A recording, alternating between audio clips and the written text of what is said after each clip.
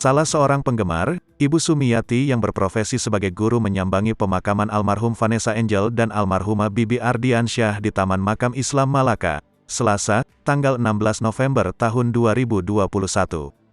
Sumiati datang jauh-jauh dari Parung untuk melihat makam Vanessa dan Bibi.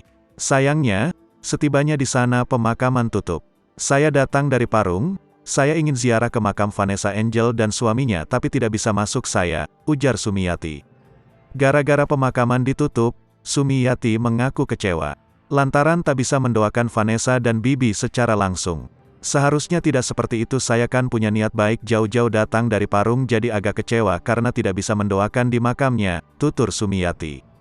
Kendati demikian, ia tak masalah, yang penting bisa melihat makam pasangan sejoli ini meski dari luar pagar. Walaupun di luar pagar saya masih bisa melihat, gak apa-apa, lanjutnya.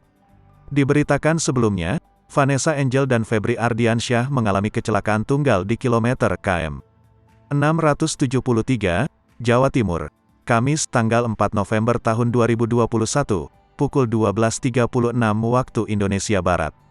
Dalam kecelakaan, Vanessa Angel dan Bibi Ardiansyah meninggal dunia, sementara 3 orang lainnya, termasuk anak, Gala Sky, asisten, Siska Lorenza dan sopir, Tubagus Jody mengalami luka-luka.